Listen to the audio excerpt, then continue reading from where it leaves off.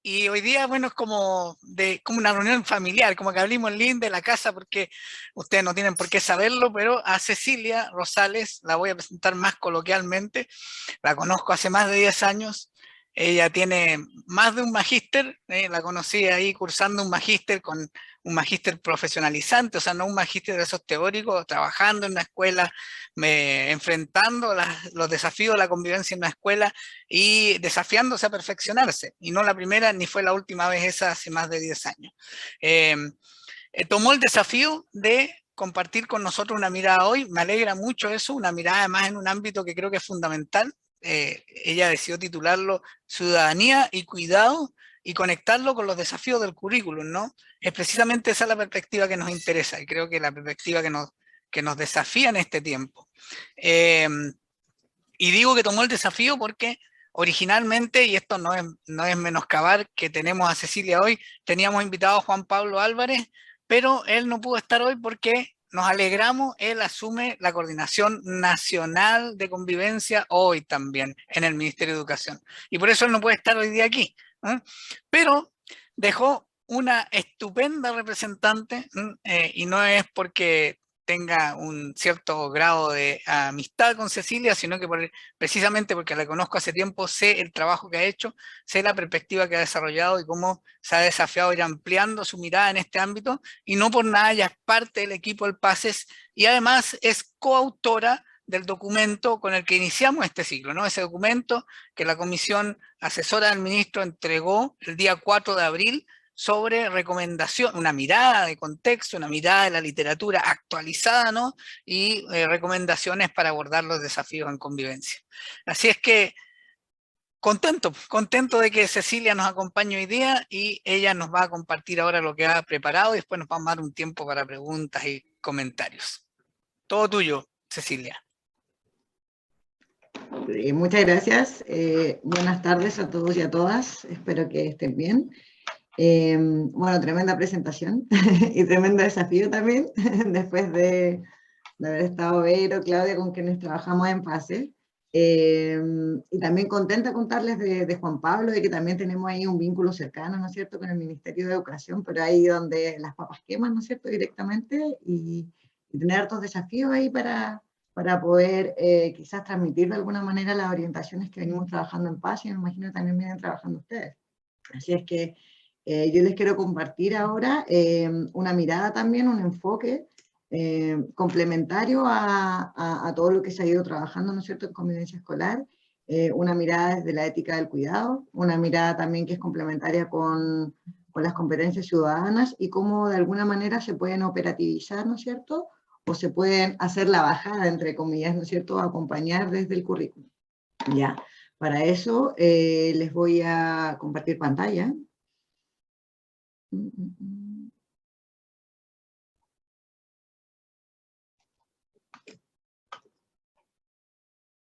Se escucha bien, ¿verdad? Sí, se oye perfecto. ¿Sí?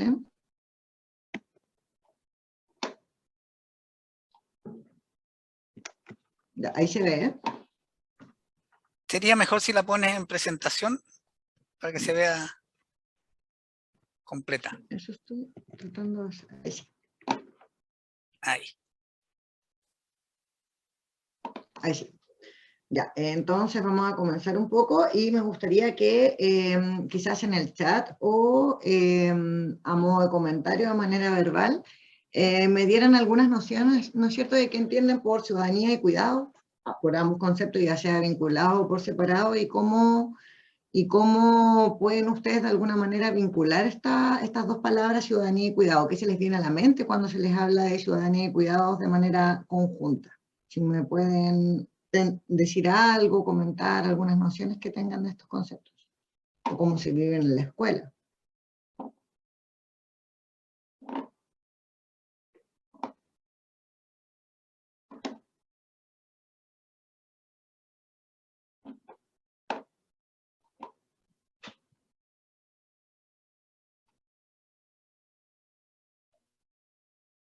¿Comentarios? No, sí.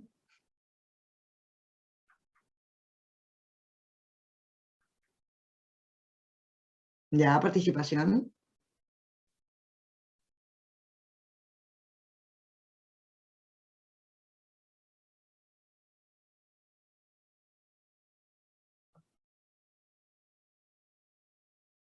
¿Alguien más que nos pueda comentar?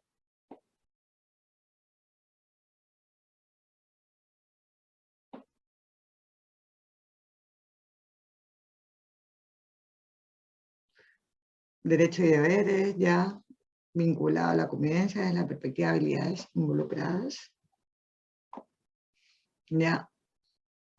Bueno, ¿por qué hago este alcance o por qué les hago estas preguntas? Porque quizás hablar de ciudadanía o hablar de cuidados también son conceptos un poco amplios. Responsabilidad, comunidad, responsabilidad por lo común, ya. Me interesa porque de alguna manera quizás tenemos súper claro cómo establecer o cómo debe ser un buen ciudadano de alguna manera, ¿ya? Y tenemos una idea también súper clara de cómo son los cuidados, de qué manera podemos cuidar, pero quizás estableciéndolos dentro del aula, dentro de ciertos espacios educativos, es lo que me interesa ahondar y profundizar. Por lo tanto, desde la mirada... Ahí sí. ¿No es cierto? Desde la mirada, ¿no es cierto?, de Chauc, desde las competencias ciudadanas, tenemos, ¿no es cierto?, las dimensiones que ahí aparecen, ¿no es cierto?, están los contenidos, los conocimientos, y por otro lado las competencias básicas, que son las competencias que yo pongo, ¿no es cierto?, en juego a la hora de interactuar, a la hora de relacionarme con otros y con otras, ¿no es cierto?, las competencias cognitivas, emocionales y las comunicativas, y con ellas, ¿no es cierto?, teniendo un cúmulo de conocimiento, doy de paso a la acción ciudadana. Pero todo esto bajo un contexto, y ese contexto, ¿no es cierto?, a lo que me lleva, ¿no es cierto?, es a contemplar la participación de todas las personas, obviamente que conforman un espacio educativo, y de manera permanente estar ejerciendo esta acción ciudadana, incorporando a toda la comunidad, ya sea familia, ya sea funcionarios, ¿no es cierto?, ya sea estudiantes. Esto es como el piso, la base. Pero ¿de qué manera la vinculo? Con el concepto de participación, como ustedes lo mencionaron allí, ¿ya? Y la participación es clave para poder hacer o realizar este ejercicio ciudadano permanente, ¿ya? Y es lo que muchas veces tenemos algunas deficiencias o caemos en este déficit de la participación, de la manera en que se entiende la participación, ¿ya? Y eso es el primer concepto que me gustaría aclarar, porque la participación es clave para el ejercicio ciudadano, ¿ya? La participación o el concepto en sí mismo ha ido transformándose durante el tiempo, y una de las ideas claves de esta transformación, ¿no es cierto?, es a raíz de los cambios sociales o las transformaciones sociales que hemos ido sufriendo como sociedad, ¿ya? Y por lo mismo, acá hay un concepto, el concepto de participación está visto desde distintas perspectivas, ¿ya? No solo participación in situ, ¿no es cierto?, siendo parte de algo, sino que simplemente es ampliarlo a distintas miradas. La participación como un principio educativo, ¿no es cierto?, en donde yo ejerzo la autonomía, la libertad, la responsabilidad comunitaria dentro de un espacio situado. La participación como un proceso de cambio, de desarrollo evolutivo, ¿no es cierto?, lo que favorece también el crecimiento individual y el crecimiento colectivo, ya dentro de mis propias competencias que voy formando dentro de un espacio también situado. La participación también como un valor democrático en el ejercicio ciudadano, en donde yo de alguna manera voy desarrollando mi conciencia moral de acuerdo a distintas situaciones controversiales que voy viviendo en el día a día, o los conflictos que voy viviendo dentro de la misma escuela, las situaciones, ¿no es cierto?, controversiales, situaciones beligerantes, en las cuales yo tengo que optar por una u otra opción. La participación como un contenido formativo en sí mismo, ¿ya? Porque la participación no puede ser azarosa, la participación de alguna forma en un espacio educativo tiene que ser planificada también, por lo mismo es súper importante que el concepto de a participar se aprende participando, ¿no es cierto?, poniéndola en práctica, y ahí viene, ¿no es cierto?, la otra perspectiva de la participación, que es como un procedimiento metodológico, ¿ya? Porque la idea de la participación que nosotros como adultos o el mismo ejercicio de participar para los estudiantes no puede ser azaroso, no puede ser intuitivo. La idea también es que sea planificado, organizado, dentro de un espacio también estructurado, ¿no es cierto?, de organización. La participación desde una perspectiva como una responsabilidad ciudadana también, en donde se vivan experiencias democráticas, se vivan experiencias en donde hay un compromiso a la base. Y por último, la participación, ¿no es cierto?, como promotor o como de alguna forma que fortalezca o promueva la inteligencia emocional, y eso, por ende, ¿no es cierto?, va a generar un bienestar personal. Porque mientras yo más participe, donde me sienta que pertenezco a un grupo, ¿no es cierto?, a un grupo humano, a un grupo de personas que compartimos lógicas comunes, compartimos un proyecto en común, el sentido de pertenencia, ¿no es cierto?, se va a fortalecer, y de alguna manera también mi autoestima y mi confianza va a ir creciendo, ¿ya? Entonces, toda esa mirada, todas esas perspectivas de la participación son fundamentales para poder llegar a la formación ciudadana o a la acción ciudadana en este caso. Y estos autores, ¿ya?, y Novella, lo que hacen es reestructurar la escala de participación de Hart, ¿ya?, acotarla de alguna manera, ¿no es cierto?, y establecer estos 4 componentes ya progresivos de alguna manera de participación, o distintos tipos de participación, ¿ya? El primero de ellos, la participación simple, lo que alude básicamente es una participación como consumidor pasivo, ¿ya? Esto es netamente cuando en la escuela los estudiantes lo que hacen es simplemente acatar, ¿no es cierto?, o participar de actividades que están organizadas por adultos, ¿ya?, que es lo que mayormente se hace, porque los adultos, ¿no es cierto?, o los educadores somos en el fondo los que gestionamos distintas actividades, y los estudiantes, como en este caso, individuos o personas pasivas, asisten. Esa es la participación más simple, ya que no está mal, sino que simplemente la idea es que a medida que vayan creciendo, ¿no es cierto?, los estudiantes vayan participando de más espacios, ¿no es cierto?, y que vayan progresando, que esta participación sea progresiva, ¿ya? La siguiente escala, en el siguiente peldaño, está la participación consultiva, en donde, ¿no es cierto?, los estudiantes lo que hacen, los y las estudiantes lo que hacen es participar directa o indirectamente a través de, ¿no es cierto?, entrevistas, cuestionarios, o se les hace alguna pregunta para saber su opinión, de acuerdo a sus intereses, ¿no es cierto?, de acuerdo a lo que ellos quieran desarrollar, participar, o en lo que se quieran involucrar. ¿Ya? Ese tipo de participación también es importante, también es necesaria. Por otro lado tenemos la proyectiva, en donde ya existe un grado, ¿no es cierto?, de compromiso y de involucramiento, ¿ya? Porque son ellos y ellas los que de alguna manera lo que hacen es organizarse, ¿no es cierto?, desarrollar proyectos, desarrollar ideas, impulsar iniciativas, y ellos son los responsables de que esto se concrete, que se lleve a cabo, ¿ya? Esto obviamente tiene bajo el compromiso y la supervisión también de consensuados adultos, ¿ya? Por lo mismo también, y que progresivamente también lo vayan generando esa autonomía de poder ellos mismos liderar y participar de este tipo de participación.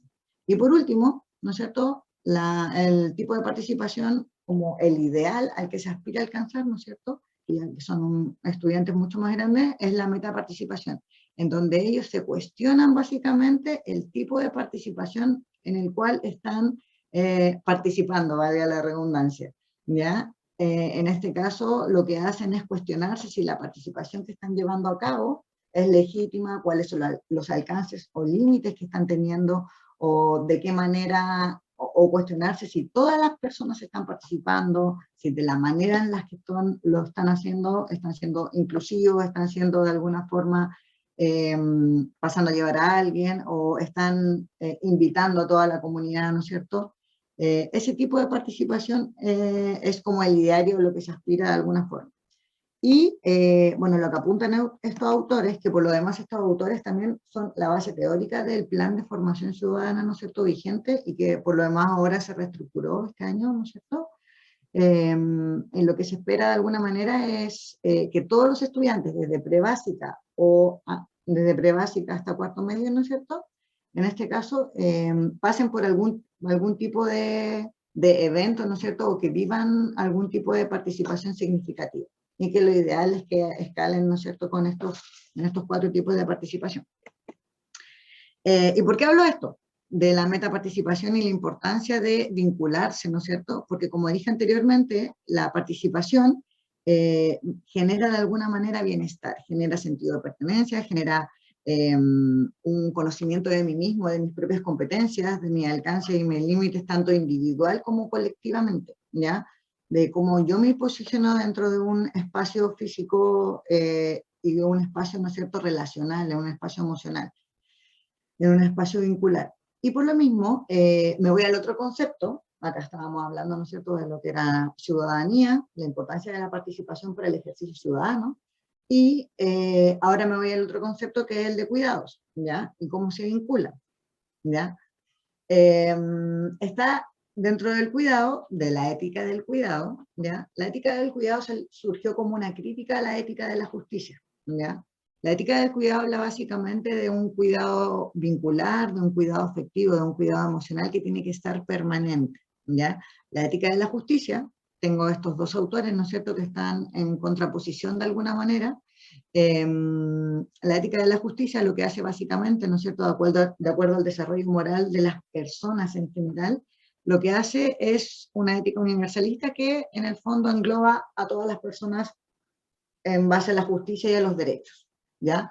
Lo que hace la ética del cuidado es, en el fondo, que es complementaria, ¿ya? Que es complementaria a la ética de la justicia. Lo que hace la ética del cuidado, lo que busca básicamente es mirar de alguna forma la subjetividad de las situaciones que ocurren, ¿ya? De cualquier tipo de situación, cualquier tipo de conflicto que ocurra, en cualquier contexto. Si nos estamos remitiendo acá a las escuelas, lo que hace la ética del cuidado básicamente es ver las subjetividades o ver una mirada más amorosa, una mirada más amigable, una mirada más cuidadosa de los conflictos, de las problemáticas, de las necesidades que ocurren tanto dentro del aula como fuera, ya de todas las interacciones que estamos teniendo. Por lo mismo, una relación se puede denominar una relación de cuidado, ¿ya? Y acá es como lo más relevante de alguna manera y lo que apela a esta ética del cuidado, haciendo la bajada a la perspectiva educativa, que cada una de las partes involucradas siente y expresa un genuino interés por el bienestar de la otra, ¿ya? Se caracteriza por tener una comunicación abierta y bidireccional y es recíproca, ¿ya? Entonces todos los vínculos bajo la ética del cuidado son recíprocos, ¿ya? La idea es que nosotros como adultos, ¿no es cierto?, educadores y cuidadores dentro de un espacio tenemos que promover de alguna manera componentes de la ética del cuidado. Eso es lo que apela. Y la principal representante de este modelo, este enfoque educativo, en base a los cuidados, es Nell Newings, la que habla de la importancia de las relaciones de cuidado y cómo el docente es el principal promotor de estos cuidados, ¿ya? Ahí, de alguna manera, lo que hace es establecer, ¿no es cierto?, la importancia de las relaciones de cuidado que facilitan una convivencia pacífica y una construcción, ¿no es cierto?, o sea, una convivencia pacífica y constructiva en una sociedad. A eso apunta básicamente, ¿ya? Y voy a desarrollar más la idea en relación a esto, desde la perspectiva educativa de la ética del cuidado, ¿no es cierto? Lo que apunta es los principios de sostener y dar continuidad a los cuidados, ¿ya? Que no exista una ambivalencia, que no exista a veces sí, a veces no, que exista una continuidad de lo que, del cuidado que tengo que dar a la relación, a los vínculos que estoy ejerciendo dentro del espacio educativo.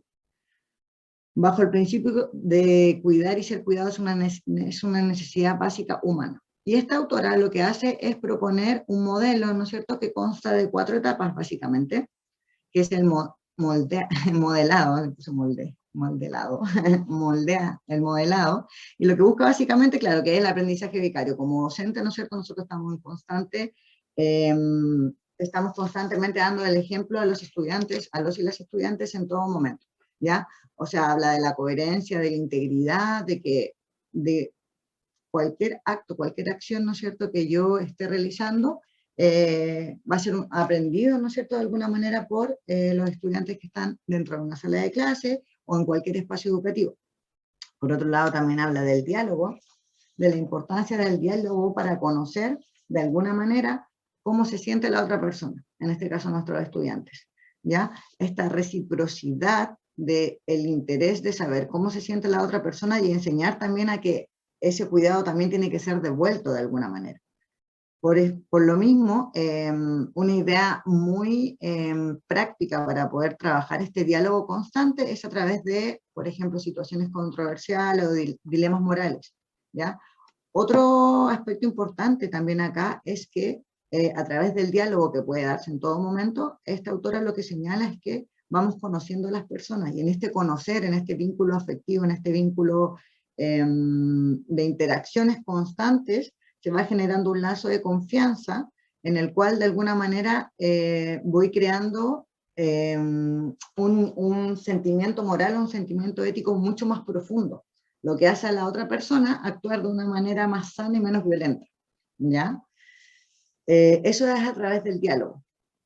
Y el diálogo obviamente también se comparte como una de las competencias ciudadanas, ¿no es cierto?, que estamos hablando de las competencias comunicativas, ¿verdad?, que son súper necesarias y súper importantes. Por otro lado está la práctica, ¿ya?, que en el fondo lo que hace es poner en práctica los cuidados, todo tipo de cuidados, a través del modelado, del diálogo, ¿no es cierto?, y la práctica. Presentar a los estudiantes situaciones de cuidado de todo tipo, no solo un cuidado relacionado, un cuidado vincular con sus pares o con docentes o con funcionarios de la escuela, sino un cuidado de la naturaleza, un cuidado de mis pertenencias, un cuidado de mi lenguaje, un cuidado de cuidar a otro ser vivo, una mascota, una planta. Entonces poner a estudiantes en diferentes situaciones en donde ellos pongan en práctica este tipo de cuidados, eso es fundamental. Entonces esta autora señala que eso es primordial para que los niños y niñas vivan experiencias de cuidado y que estén en el fondo permanentemente desafiados, ¿no es cierto?, a construir como una sociedad mejor o una comunidad a nivel local, ¿no es cierto?, mejor para poder ejercer, ¿no es cierto?, estas competencias ciudadanas también en todo momento. Y por último, lo que señala ahí es la confirmación. La confirmación es básicamente establecer y relevar uno como docente las competencias, habilidades o bien valores de los y las estudiantes cuando han realizado algo bueno. O sea, en este caso, no juzgarlos por una situación o por un error en específico. No caer al castigo, ¿no es cierto?, a lo coercitivo o juzgarlos en todo momento, sino que simplemente lo que busca esta confirmación es, frente a una situación errónea o de equívoco que haya tenido el estudiante, que se trabaje, ¿no es cierto?, la situación puntual, pero no desde lo punitivo, sino desde lo formativo. Relevar lo positivo de la situación que está ocurriendo y hacerle entender que más allá de la situación que vivió, hay una persona con valores, ¿no es cierto?, y que ha tenido una práctica de cuidados en otros aspectos, y que el error que cometió en este caso fue un hecho puntual, ¿ya? No en el fondo encasillar a la persona por un acto específico, ¿ya? Entonces esta es la perspectiva o el modelo de cuidados que establece esta autora, y bajo esta lógica se puede hacer una bajada a los distintos planes educativos que se trabajan en las escuelas, así como también a nivel curricular. Bueno, estas son las competencias emocionales de Chao, ¿no es cierto?, las competencias emocionales, las cognitivas y las comunicativas de las que hablaba anteriormente, y por otro lado el común denominador de lo que yo hacía al principio de decirles ciudadanía y cuidados, es este vínculo recursivo, ¿no es cierto?, de la participación y los cuidados, ya que es un círculo nutritivo, ¿no es cierto?, un círculo, ¿no es cierto?, que se alimenta de sí mismo, y que mientras más se fortalece, más va creciendo, más genera en el fondo un bienestar social, ¿ya? Y por lo mismo, como todo lo anterior, va de la mano, ¿no es cierto?, haciendo una bajada a este documento que no sé si han tenido la oportunidad de leer, pero sí sé que mis colegas anteriores lo mostraron también y pudieron conversarlo, pudieron discutirlo, y que de alguna manera, ¿no es cierto?, brinda algunas recomendaciones, algunas orientaciones para las escuelas, ¿ya? Y a propósito de eso, ¿no es cierto?, relevando este modelo que yo les acabo de mostrar, ¿no es cierto?, un modelo educativo desde la mirada de la ética del cuidado, la idea de que esta ética, ¿no es cierto?, utilizando, ¿no es cierto?, también las competencias ciudadanas, trabaje en la base de la pirámide, ¿no es cierto?, a nivel promocional y a nivel preventivo, ¿ya?, para poder focalizar, ¿no es cierto?, porque, bueno, me imagino que ya con Verónica lo habrán visto en profundidad, el desgaste, ¿no es cierto?, de trabajar de manera individualizada o de manera focalizada. La idea de que tiene un mayor impacto, ¿no es cierto?, es trabajar a nivel promocional y preventivo con toda la comunidad.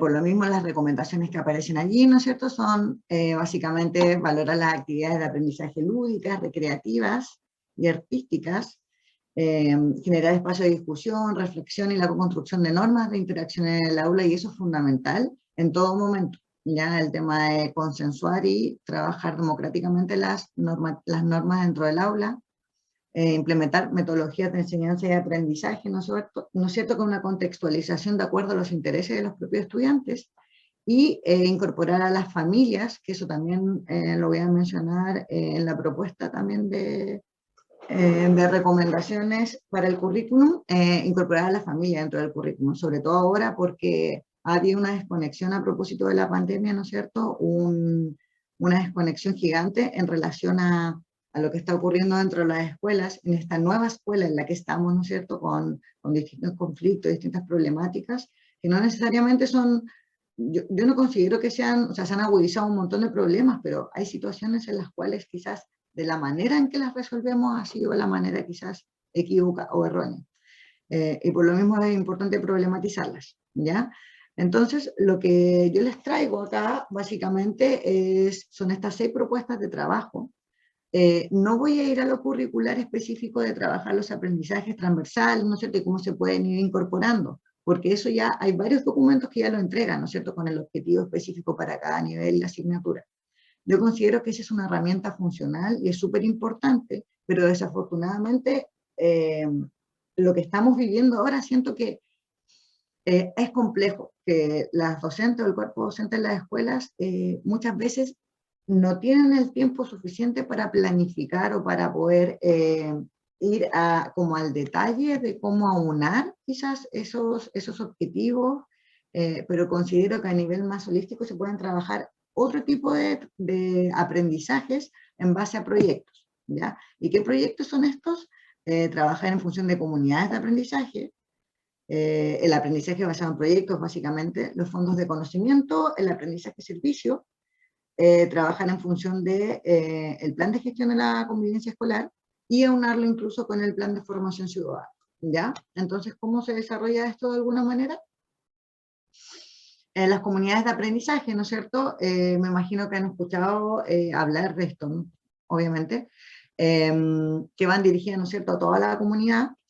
Acá ya tenía algunos ejemplos que van dirigidos a toda la comunidad, ¿no es cierto? La idea es que sea un aprendizaje en el cual todas las personas, o la gran mayoría de las personas, participen, y la etapa de la transformación, ¿no es cierto?, donde parte con una sensibilización, una toma de decisión, los sueños que quieren como escuela construir y cómo se prioriza y cómo se aterriza de alguna manera o cómo se planifica para poder lograr. Entonces, la idea, por ejemplo, es a través de la implementación de talleres de resolución de conflictos, puede ser un ejemplo, ¿ya? Problematizando situaciones vividas a propósito ahora mismo de la pandemia, de lo que ha surgido, de las situaciones de violencia, de conflicto. Quizás las mismas familias lo que pueden hacer es ofrecerse para capacitarse en resolución pacífica de conflictos, y ellos mismos, quizás estas familias, brindar, ¿no es cierto?, talleres a la comunidad o a los mismos niños, ¿ya? Esa es una forma también de poder trabajar comunidades de aprendizaje en donde esto se autogestiona de alguna manera y generar conocimiento local, ¿ya? Ese es un ejemplo. El aprendizaje basado en proyectos, y aquí me gustaría comentarles un proyecto que realizamos, ¿no es cierto?, junto con PACES en Ovalle, ya que trabajamos el aprendizaje basado en proyectos en pleno contexto de pandemia, ¿ya? Trabajamos con jóvenes líderes de Ovalle, de distintas escuelas municipales, de liceos municipales, y lo que hicimos fue preguntarles, en contexto de pandemia, preguntarles qué necesidad o qué dificultad estaban teniendo ellos o que veían a nivel local. Entonces los estudiantes de ahí empezaron a surgir distintas preguntas y distintas interrogantes, y ellos estaban súper comprometidos realizando el trabajo. ¿Por qué? Porque de alguna manera se generó el contexto y se sensibilizó de tal forma de generar quizás este sentimiento moral, de alguna manera como de indignación o de rabia de situaciones que estaban ocurriendo, de, por ejemplo, espacios en donde había mucha basura, espacios en donde no se respetaba el rol de la mujer, espacios en donde no se daba cabida a la expresión artística. Entonces nosotros lo que generamos fue promover en ellos, ¿no es cierto?, distintas situaciones que a ellos les generaran alguna indignación o les generaran alguna situación en la que ellos quisieran mejorar.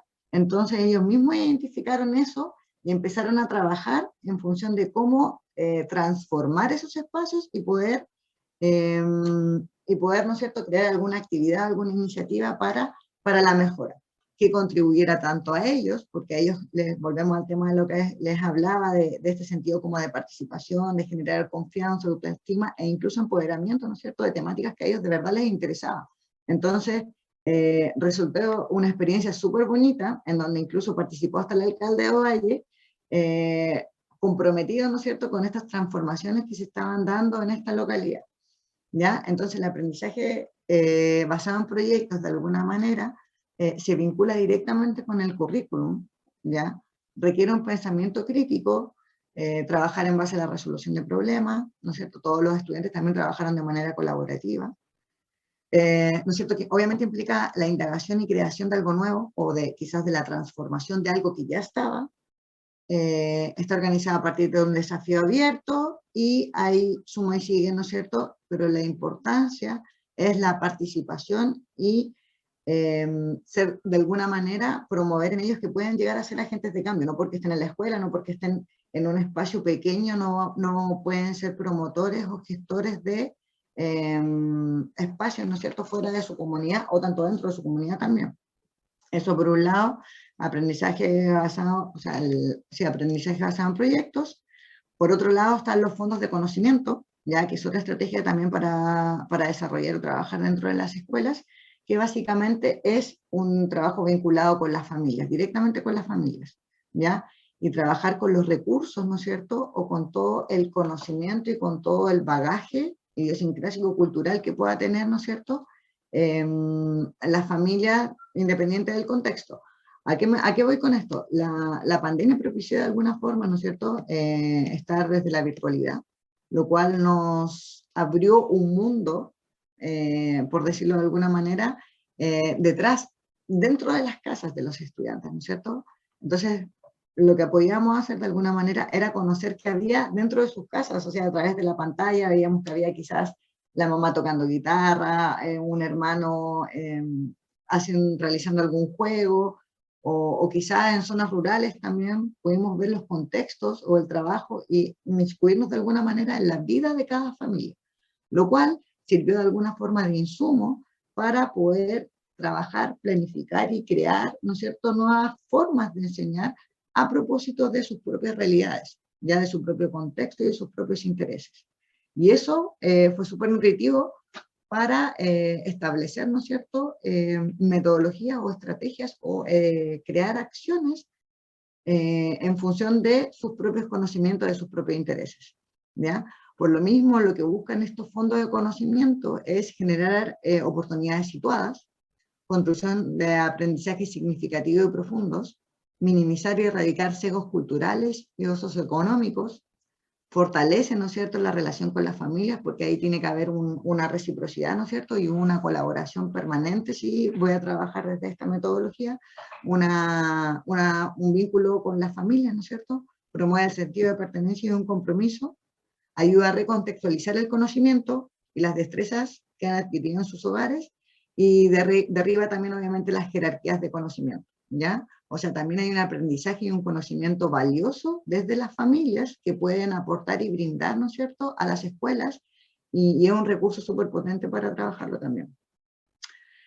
Otra modalidad también es el aprendizaje servicio, ya que ha estado también, que generalmente se trabaja en la educación superior, pero muchas escuelas también lo han ido adoptando, que es básicamente, ¿no es cierto?, brindar un servicio a la comunidad, identificar una problemática, brindar un servicio a la comunidad, y a propósito de un contenido específico del currículo, ¿ya? O sea, es muy parecido a lo que puede hacer un ABP, aprendizaje basado en proyectos, pero la idea acá es que haya un win-win, como decirlo de alguna forma, que ambas partes se vean beneficiadas, ¿ya? Eso es súper importante.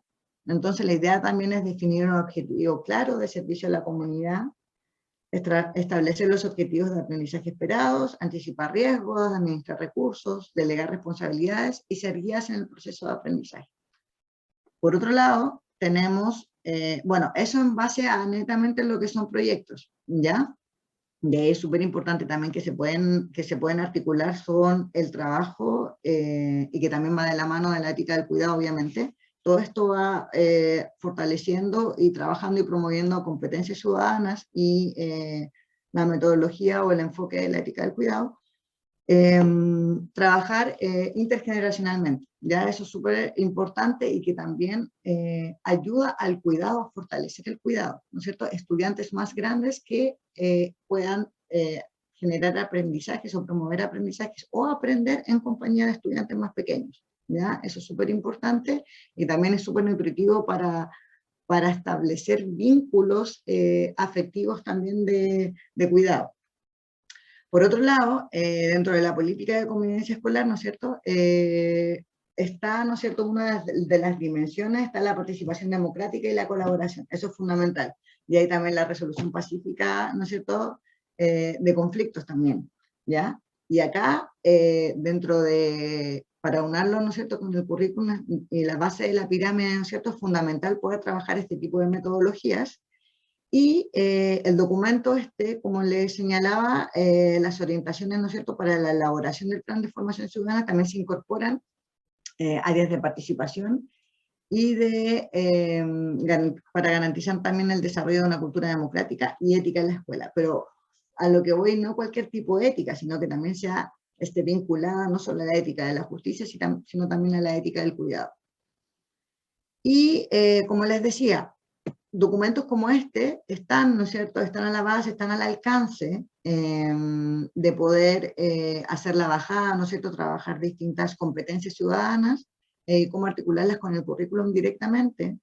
Pero, a ver, yo les comento y les hablo de esto desde mi rol, tanto como que he estado en distintas posiciones, tanto como docente, como encargada de convivencia, ¿no es cierto?, dentro de los equipos, y claro, a veces es complejo poder implementarlas, ¿ya? Pero si se hacen en base a proyectos más macro, de alguna manera, es súper funcional. También está este documento que, a mi parecer, considera y aúna todo lo que yo les vengo hablando, ¿ya? A propósito de la ética del cuidado, de las competencias ciudadanas y cómo materializarlas de alguna manera, ¿no es cierto? Y cómo ponerlas dentro del currículum. Pero no como un documento aislado, sino como un documento que se articule con todo, con todas las asignaturas o que se trabaje en base a proyectos, como les decía. Lo mismo acá, ¿no es cierto? El plan de formación ciudadana que nos da algunas luces de cómo poder incluirlo dentro de las planificaciones. Y finalmente, algunas orientaciones a nivel aula o dentro del currículum, ¿no es cierto? La construcción colectiva de normas y acuerdos, fomentar la importancia del trabajo colaborativo, que eso es fundamental. Ya nosotros desde PASE o desde lo que hemos ido hablando o trabajando, es fundamental el trabajo colaborativo, porque el trabajo, bueno, ya venimos de 2 años de estar, ¿no es cierto?, de manera individualizada trabajando, y promover lo contrario, ¿no es cierto?, proponer buenas y nuevas y buenas formas de trabajo colaborativo, ¿no es cierto?, es fundamental. Trabajar en base a dilemas morales. Otro aspecto importante es el tema de la evaluación, ¿ya? La evaluación es fundamental y de la manera en que yo realizo la retroalimentación a los estudiantes, ¿ya? Porque hay una sensibilidad a la base, hay una sensibilidad súper latente de parte de los y las estudiantes. Por lo mismo, ser súper cuidadosa de la manera en que yo voy a hacer la retroalimentación a mis estudiantes. Lo que les decía, el trabajo colaborativo intergeneracional, este apadrinamiento, pero que sea un apadrinamiento estructurado, planificado, ya que no sea para una actividad aislada, recreativa. No, que sea un trabajo colaborativo, ¿no es cierto?, intencionado, planificado, estructurado. Promover espacios democráticos y trabajar la toma de decisiones de manera transparente y planificada. Semanalmente o mensualmente designar estudiantes que aborden temas de interés personal o público. Desarrollar y trabajar o promover preguntas controversiales por asignatura y por nivel. Y en las estrategias que se utilicen, ¿no es cierto?, que hay una sistematización, continuidad y pertinencia, ¿ya?, al contexto en el cual se van a implementar estas acciones. Y finalmente quería mostrarles, esto ya como a modo de chiche, del trabajo que tuve que realizar, de la oportunidad que tuve que realizar, a propósito de las competencias ciudadanas y la oportunidad que tuve de entrevistar a algunas personas expertas en el área de formación ciudadana en la Universidad de Barcelona, en lo que confluía mayormente, ¿no es cierto?, que lo primordial, ¿no es cierto?, las principales competencias que se tienen que trabajar son las biológicas y las vinculadas a saber convivir, ¿ya?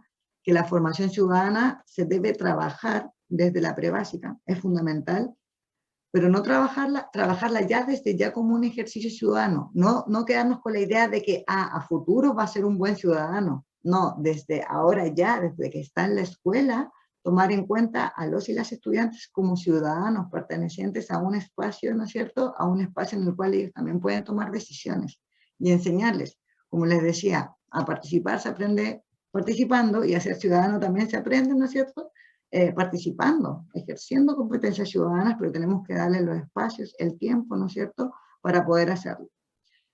También lo que nos contaban estos expertos en el área era que todos los docentes de alguna u otra forma están capacitados para educar en ciudadanía, ¿ya? El tema es tomar conciencia de ello.